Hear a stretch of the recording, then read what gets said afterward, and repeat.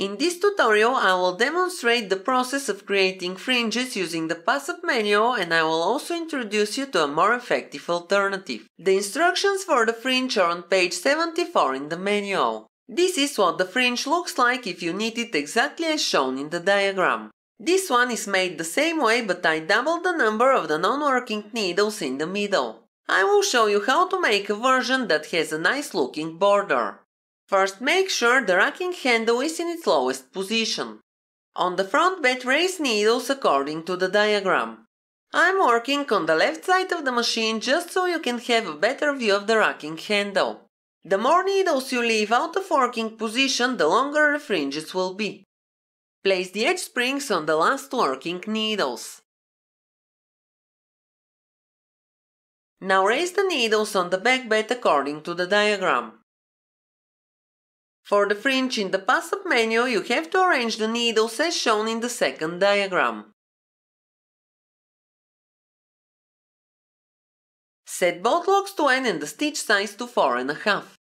Insert the orange strippers and take the main color yarn.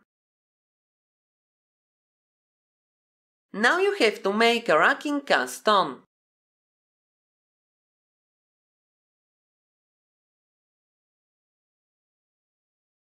Clear the row counter and set both locks to EX. Now knit 2 rows, rotate the racking handle anti-clockwise, then knit 2 rows and rotate the racking handle clockwise. You have to repeat these steps until the fringe is just a bit longer than you need for your project. The fringe is knitted sideways, so at the moment I'm knitting 2 lengths of fringe that would be split at the end. For the purpose of the video, I knitted a total of 100 rows. Make sure the racking indicator is at 0 and the needles are arranged according to the needle rule. Now set both locks to N. Move the lock to the color changer and take an eyelet with waste yarn. Now knit 10 or 20 rows without rotating the racking handle. At this point you can cut the yarn tails and retread the machine.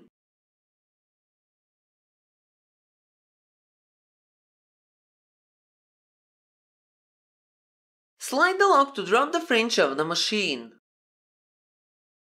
This is the final result. We have a great looking border.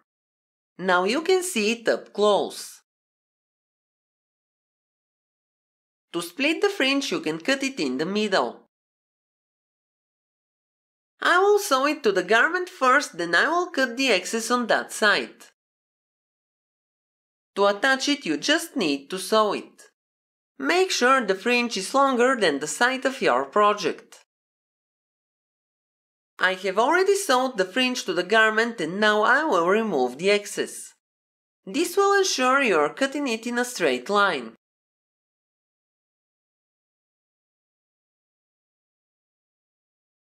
What about the fringes from the manual?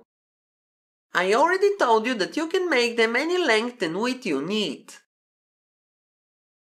You can sew the shorter one just as the one in the previous example, then remove the waste yarn, catch the live stitches and cut the excess yarn on the side.